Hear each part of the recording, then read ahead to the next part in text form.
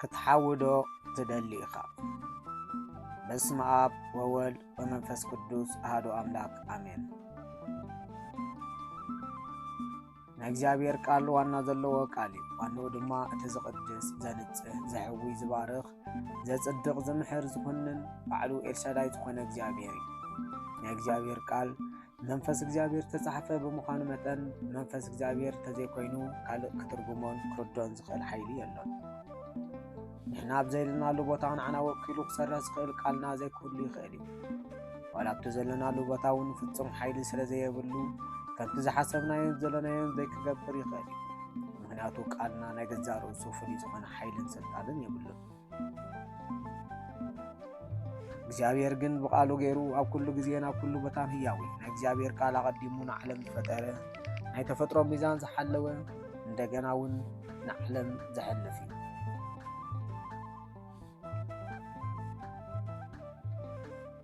ናይ እግዚአብሔር ቃል ናይ ነፍሲ መግቢ በቃል እግዚአብሔር እምበር ብእንጀራ ጥራይ ክንነብር ከምዘይንኽእል ተነጊሩና እዩ። ንሱ ንትንሓግና ጥዑም ንኣፍና ካብ መዓር ብዝበለፀ ምቁር ህዋስ ዘይብሉ መንፈሳዊ ጸባ እዩ። ስለዚ እቲ ቃል እግዚአብሔር ዝምገብ ከምታ ኣብ ገምገም ሩባ ዝተተኽለት ኦም በብግዚኡ ፍረ እትህብ ኩሉ ግዜ ፍረታት መንፈስ ቅዱስ እዩ እንዳፈረየ ዝነብር። ቃል እግዚአብሔር ብርሃን እዩ፣ ንጸልማት ድማ የጥፍእ። ቃል እግዚአብሔር ካብ ወርቂ ዝበለፀ ገንዘብ እዩ። ወርቅን ብሩርን ክገዝዎ ዘይክእሉ መንግሥተ ሰማያት ይገዝእ። ቃል እግዚአብሔር መኻሪ እዩ። ኣታ ወደየ ስማዕ እሞ ጥበበኛ ኩን፣ ንልቦኻ እውን ብመንገደይ ኣቕንዓዮ። ሽዑ ዕረፍቲ ክትረክብ እንዳበለ ብቕኑዕ መንገዲ መርሒኡ መንግሥተ ሰማያት የብፅሕ። ቃል እግዚአብሔር ዳኛ እዩ። እዚ ኣነ ዛረቡ ዘለኹ ቃል ነቲ ትእዛዛተይ ዘይሕሉን ብመንገደይ ዘይከይድን በታ ዳሕረወይቲ መዓልቲ ክፈረዶ እዩ ይብለና። ቃል እግዚአብሔር ነቶም ሰምዕዎን ዝፍጽምዎን ይቅደስ። ቃል እግዚአብሔር ንዲያብሎስ እንዋግኣሉ ሰይፊ እዩ።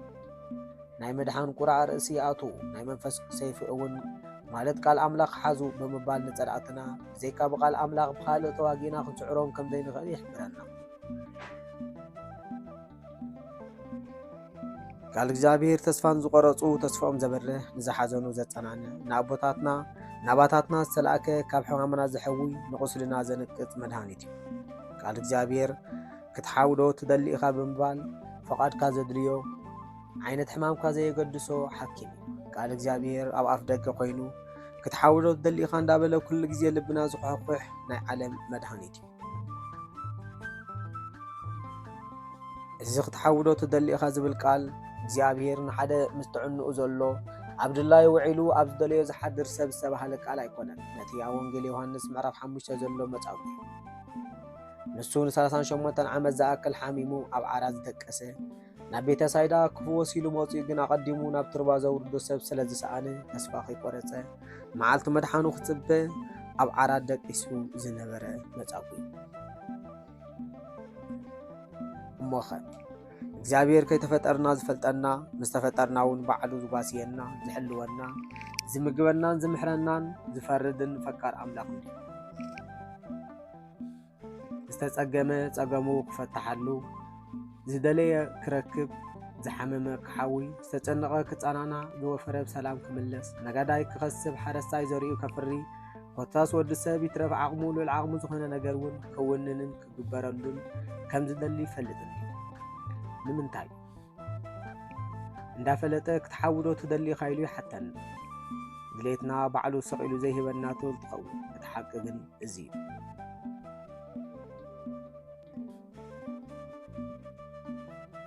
ቀዳማይ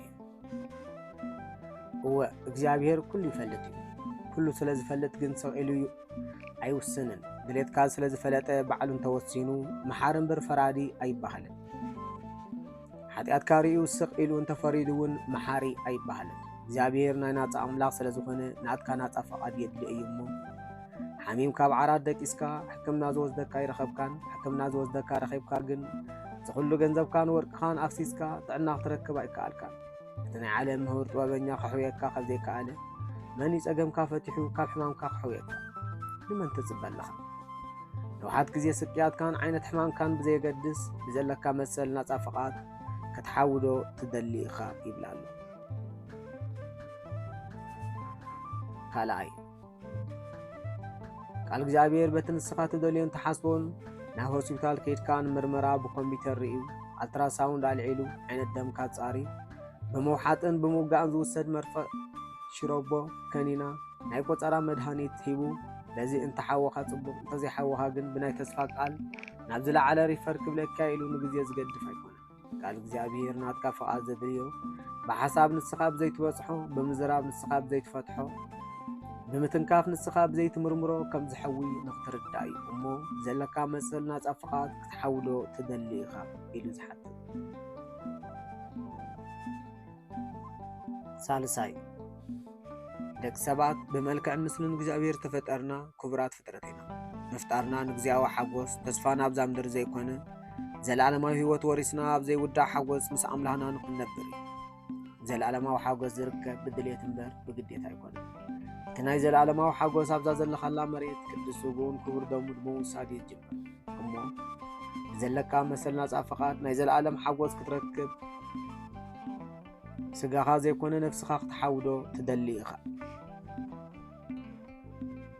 ራብዓይ ክትሓዊ እንተኾንካ ጠንቂ ሕማምካ ትፈልጥ ኣለካ ምስ ሓወኻ ተዘገደፈካ ሕማም ከይመለሰካ እሞ ብዕፅፍን ብዝኸፍአን መንገዲ ከይጎድኣካ ናብቲ ናይ ቀደም ዘሕመመካ ዘይጨንቐካ ነገር ደጊምካ ከይትምለስ ካብ ዝኸፍእ ከይረኽበካ ደጊምካ ይተኣብስ ከም ዝብል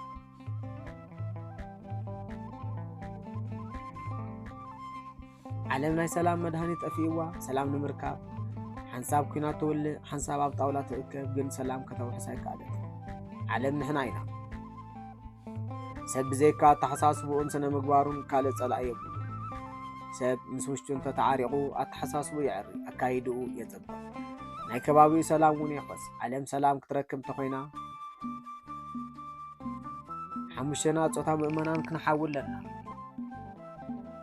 መነኮሳት ካህናት ኣቦታት ኣዴታት መንእሰያት ሕማቕ እንዳረኣና ከም ዘይረኣና ስቅ ካብ ምባል ሓንካት ዝኾነ ልቢ ሰባት ዝሕብጥ ዘረባ ካብ ምዝራብ ፍረ ዘይንረኽበሉ ናይ ምፍላይ ስነ ምግባር ካብ ምግባር ልምዝ ዝኾነ ህይወት ካብ ምንባር እንተተሓኪምናን እንተጥዒናን እያ ዓለምና ሰላም ትረክብ ስለዚ ብዘለና መሰል ናጻ ፍቓድ ካብ ከምዚ ዓይነት ሕማም ክንሓውዶ ንደሊ እዞም ሓሙሽተ ጾታ ምእመናን ኣብ 3 ዓበይቲ ጠብያት ኢና እንጠቓለል ቀዳማይ ስጋዊ ሰብ ንገዛእ ርእሱ ጥራይ ዝሓስብ ወላ ንኻልኦት ይህሰ ኣይግድሶን ብዛዕባ ስጉ ጥራይ ስለ ዝሓስብ ካብ ናይ ሰብ ደረጃ ወሪዱ ዳርጋ ናብ እንስሳ ገጹ ዝኸደ እዩ ካልኣይ ባህርያዊ ሰብ እዚ ንገዛእ ርእሱን ንካልኦቱን ከሐጉስ ይደሊ ባህርያውን ልሙድን ጠባይ ሳልሳይ መንፈሳዊ ሰብ እዚ ንኣምላኽ ጥራይ ከሐጉስ ይደሊ ዋላ ሞት ይምጻእ እዚ ካብ ደረጃ ደቂ ሰባት ክብ ዝበለ ኮይኑ ብክርስቶስ ዝነበር ህይወት እዩ መንፈሳዊ ሰብ መንፈሳዊ ነገር ጥራይ ይሓስብ ብንስሓ ሓደ ሓጥእ ኣብ መላእኽቲ ዝግበር ሓጎስ ክሰምዕ ይምህር እቲ ዝናሳ ሓጥእ ንሱ ምዃኑ ይሓስብ ንሕና ኸ ካብዞም ደረጃታት ኣበይና ያሎና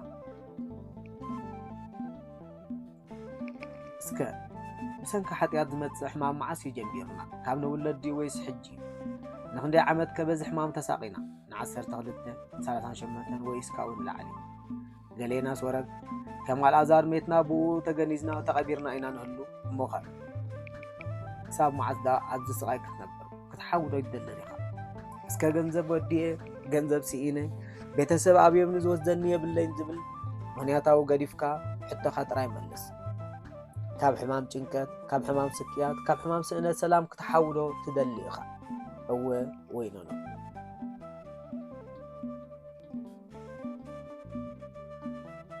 እወይ መልስኻ ጽቡቕ እሞ እቲ መድሃኒት ቃል እግዚአብሔር እዩ ክትሓውን ተደሊኻ ነቲ ቃል ብኸምዚ ተጠቀመሉ ኩሉ ጽቡቕን ክፉእን ጥዕናን ሕማምን ሰላምን ጭንቅን ካብ ውሽጢኻ ይጅምር ስለዚ መጀመርያ ማዕጾኻ ክፈቶ ሽዑ ንቃል እግዚአብሔር ኣብ ልብኻ ኣቆሮ ንደቅኻ መሃሮም ኣብ ቤትካ ኮፍ ምስ በልካን ኣብ መንገዲ ክትከይድ ከለኻን ኣብ ምድቃስካን ምትንሳእኻን ብኡ ተዛረብ ንምልክት ክኾነካ ኣብ ህዋሳትካ እሰሮ ከም ስእሊ ኣብ ግንባርካ ግበሮ ኣብ ልዳት ከናፍርካን ኣብ ፍረ ልሳንካን ጸሓፎ ቃል እግዚአብሔር ሽዑ ተንሳ ዓራትካ ልዕልካ ኺድ ክብለካ እዩ ንስኻ እውን ካብ ሕማም ጭንቅን ስእነት ሰላምን ቃንዛ ስጋን ክትድሕን ክትሓዊ ኢኻ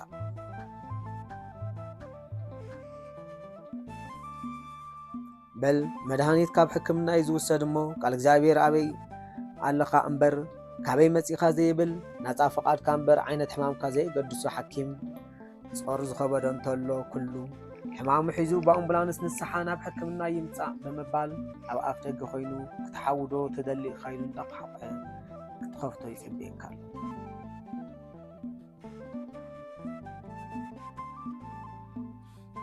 መተሓሳሰቢ መልስኻ ምኽኒ ዝበዝሖ እንተኾይኑ ከምቲ መጻጉዕ ብስጋ እምበር ብነፍሲ ኣይክትሓውን ኢኻ ምክንያት ዘይብሉ እንተኾይኑ ግን ሕዋይካ ከም ማርያም መግደላዊት ብስጋን ብነፍስን ክኸውን ስለዚ መን ይሓተካ ከም ዘሎ ተረዲእኻ ሓሲብካን ኣስተውዒልካን ሂደ ኢልካ መልስ ዘለካ መሰል ናጻ ፍቓድካ ክትሓውዶ ትደሊ ኢኻ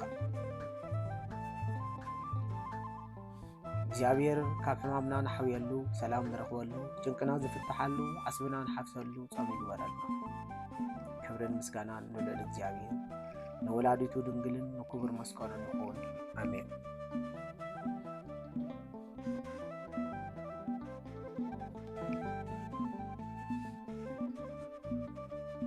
እዞም በማዕበል ችግር ንጋጮ ዘለና ሰባት ይዱን ግንበር ክቕልጠፍ ይጀምር እዚ ናይ ሕጂ ንብዓት ዝፈስስ ካብ ልቢ ሰሓቅ ክወልድ እዩ ንጽበብ ዓቕሊ ሞባይል ብዘይ ባትሪ ኣይትውላዕን ከይሃብካያ ብዘይ ቁፅሪ ኣይትድውልን ፈሊኻ ፍለጦ መንዩ ፈታዊኻ ጸላኢኻ ሰብ ኣይኮነ ሰይጣን ብዘይካ ተሓሳስበኻ